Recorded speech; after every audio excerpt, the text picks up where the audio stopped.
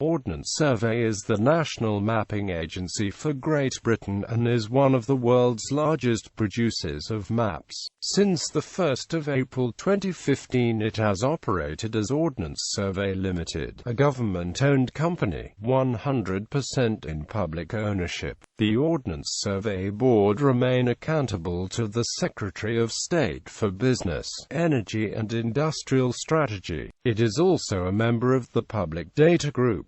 The agency name indicates its original military purpose, mapping Scotland in the wake of the Jacobite rebellion in 1745. There was also a more general and nationwide need in light of the potential threat of invasion during the Napoleonic Wars. Ordnance survey mapping is usually classified as either large-scale or small-scale. The survey's large-scale mapping comprises maps at 6 inches to the mile or more and was available as sheets until the 1980s, when it was digitized. Small-scale mapping comprises maps at less than 6 inches to the mile, such as the popular 1 inch to the mile leisure maps and the metric successes.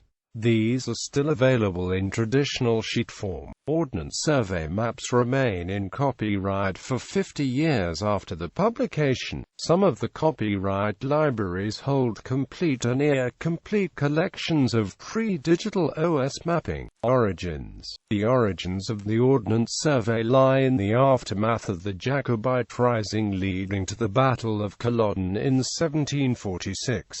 Prince William, Duke of Cumberland, realized the army did not have a good map of the Scottish Highlands to find the whereabouts of Jacobite dissenters such as Simon Fraser, 11th Lord Lovat, so they could be put on trial. In 1747, Lieutenant Colonel David Watson proposed the compilation of a map of the Highlands to facilitate the subjugation of clans. In response, King George II charged Watson with making a military survey of the Highlands under the command of the Duke of Cumberland. Among Watson's assistants were William Roy, Paul Sandby and John Menson. The survey was produced at a scale of 1 inch to 1,000 yards and included the Duke of Cumberland's map, now held in the British Library. Roy would go on to have an illustrious career in the Royal Engineers, and he was largely responsible for the British share of the work in determining the relative positions of the French and British Royal Observatories. This work was the starting point of the principal triangulation of Great Britain, and led to the creation of the Ordnance Survey itself. Roy's technical skills and leadership set the high standard for which Ordnance Survey became known. Work was begun in earnest in 1790 under Roy's supervision, when the Board of Ordnance began a national military survey starting with the south coast of England. By 1791, the board received the newer Ramsden theodolite, and work began on mapping southern Great Britain using 5-mile baseline on Hounslow Heath that Roy himself had previously measured and that crosses the present Heathrow Airport. A set of postage stamps featuring maps of the Kentish village of Hampstead was issued in 1991 to mark the bicentenary. In 1801, the first 1 inch to the mile map was published detailing the county of Kent, with Essex following shortly after. The Kent map was published privately and stopped at the county border, while the Essex maps were published by Ordnance Survey and ignore the county border, setting the trend for future Ordnance Survey maps. During the next 20 years, roughly a third of England and Wales was mapped at the same scale under the direction of William Mudge, as other military matters took precedence. It took until 1823 to re-establish a relationship with the French survey made by Roy in 1787.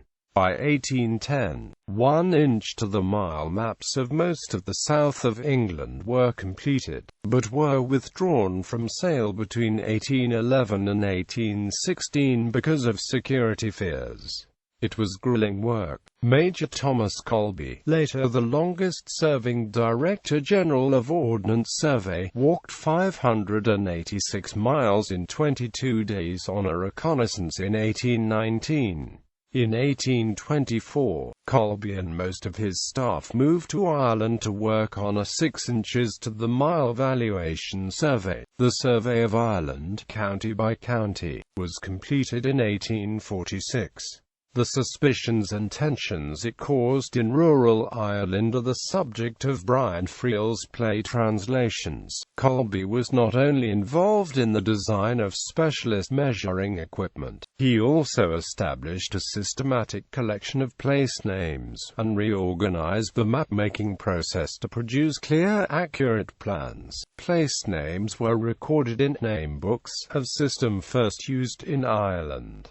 The instructions for the use were, the persons employed on the survey are to endeavor to obtain the correct orthography of the names of places by diligently consulting the best authorities within the reach. The name of each place is to be inserted as it is commonly spelled, in the first column of the name book, and the various modes of spelling it used in books, writings and amp.C. are to be inserted in the second column, with the authority placed in the third column opposite to each. Whilst these procedures generally produced excellent results, mistakes were made. For instance, the Pilgrim's Way in the North Downs labelled the wrong route, but the name stuck. Similarly, the spelling of Scawfell and Scawfellpike copied an error on an earlier map, and was retained as this was the name of a corner of one of the principal triangles, despite Scawfell being the almost universal form at the time. Colby believed in leading from the front, traveling with his men, helping to build camps, and, as each survey session drew to a close,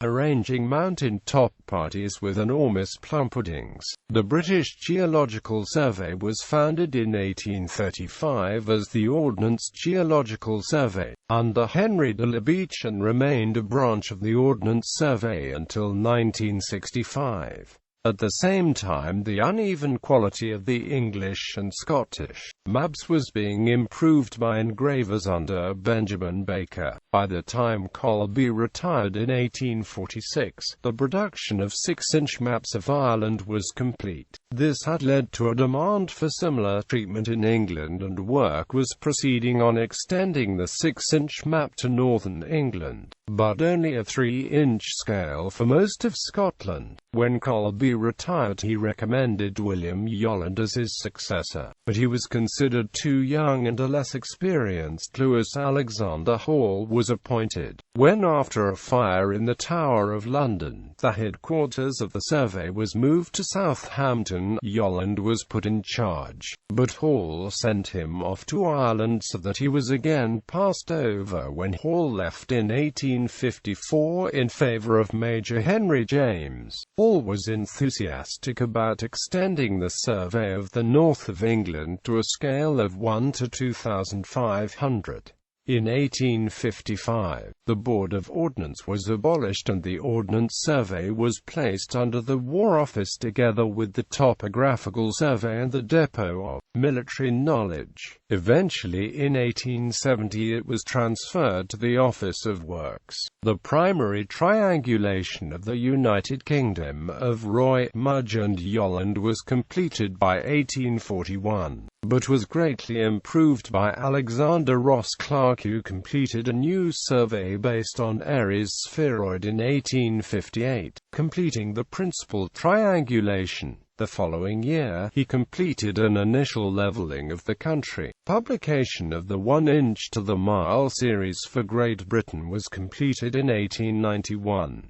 Great Britain County Series. After the first Ireland maps were published in the mid-1830s, the Tithe Commutation Act 1836 led to calls for a similar 6-inch to the mile survey in England and Wales. Official procrastination followed, but the development of the railways added to pressure that resulted in the Ordnance Survey Act 1841.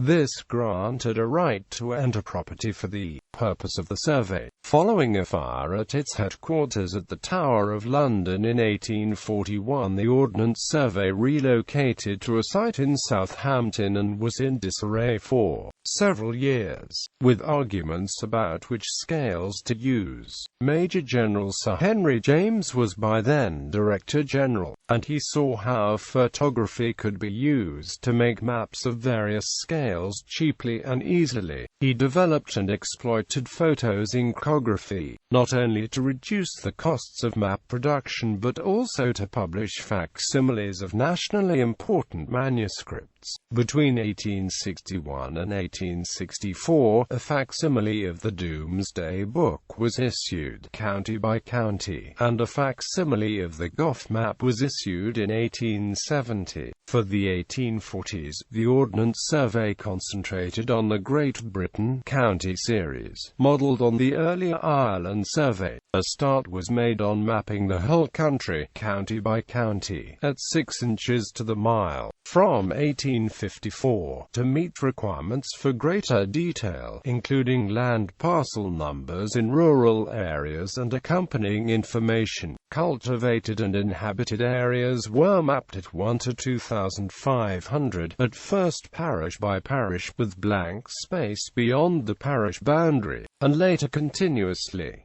Early copies of the 1 to 2,500s were available hand-colored. Up to 1879, the 1 to 2,500s were accompanied by books of reference or area books that gave acreages and land use information for land parcel numbers. After 1879, land use information was dropped from these area books. After the mid-1880s, the books themselves were dropped and acreages were printed instead on the maps. After 1854, the 6-inch maps and the revisions were based on the 25-inch maps.Ths. The 6-inch sheets covered an area of 6 by 4 miles on the ground. The 25-inch sheets an area of 1 by 1.5. 1 square inch on the 25-inch maps was roughly equal to an acre on the ground. In later editions, the 6-inch sheets were published in quarters, each covering an area of 3 by 2 miles on the ground. The first edition of the two scales was completed by the 1890s. A second edition was begun in 1891 and completed just before the First World War. From 1907 till the early 1940s, a third edition was begun but never completed. Only areas with significant changes on the ground were revised, many 2 or 3 times. Meanwhile, funding had been agreed in the 1850s for a more detailed survey of towns and cities. From 1850 to 53, 29 towns were mapped at 1 to 528.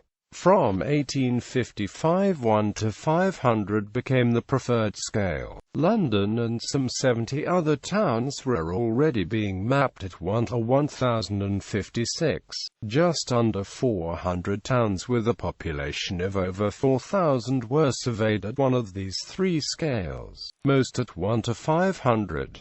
Publication of the town plans was completed by 1895. The London first edition was completed and published in 326 sheets in the 1860s-70s. A second edition of 759 sheets was completed and brought out in the early 1890s. Further revisions followed between 1906 and 1937.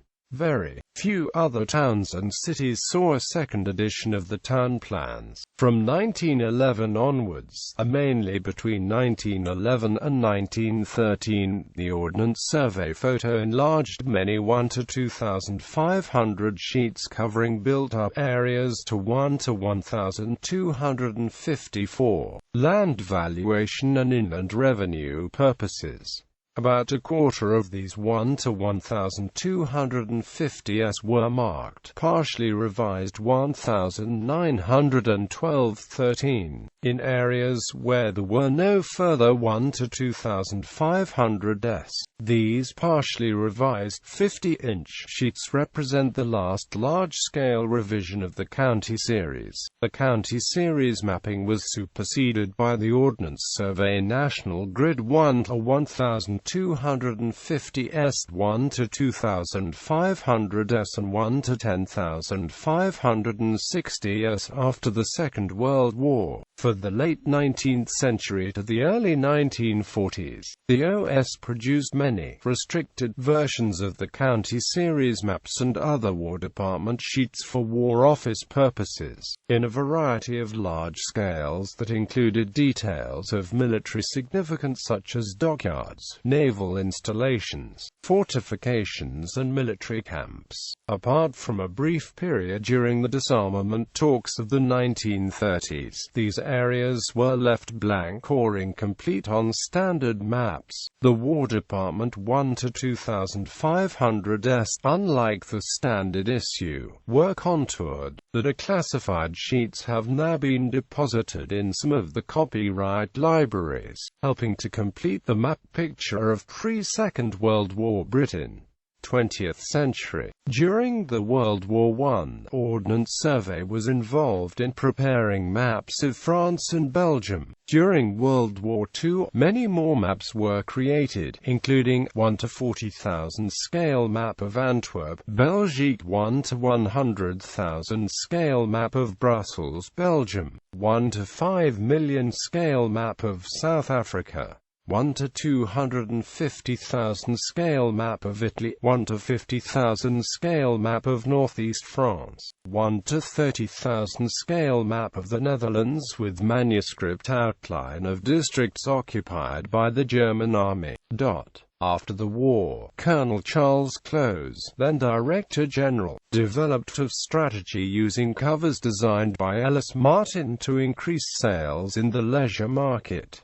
In 1920, O.G.S. Crawford was appointed archaeology officer and played a prominent role in developing the use of aerial photography to deepen understanding of archaeology. In 1935, the Davidson Committee was established to review Ordnance Survey's future. The new Director General, Major General Malcolm MacLeod, started the re-triangulation of Great Britain, an immense task involving the erection of concrete triangulation pillars on prominent hilltops as infallible positions for theodolites. Each measurement made by theodolite during the re-triangulation was repeated no fewer than 32 times. The Davidson Committee's final report set Ordnance Survey on course for the 20th century. The metric National Grid Reference System was launched and 1 to 25,000 scale series of maps was introduced. The 1-inch maps continued to be produced until the 1970s,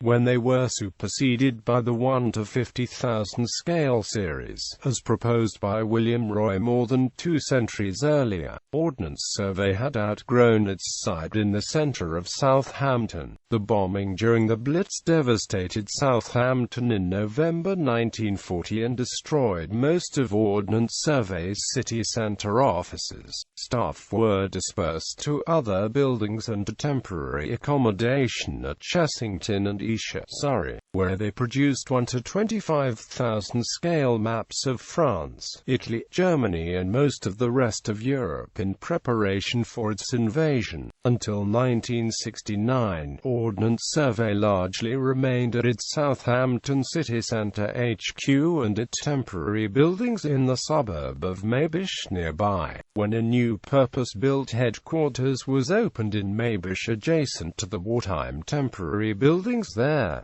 Some of the remaining buildings of the original Southampton city centre site are now used as part of the city's court complex. The then new head office building was designed by the Ministry of Public Buildings and Works for 4,000 staff, including many new recruits that were taken on in the late 1960s and early 70s as draftsmen and surveyors. The buildings originally contained factory floor space for photographic process such as heliosynchography and map printing, as well as large buildings for storing flat maps.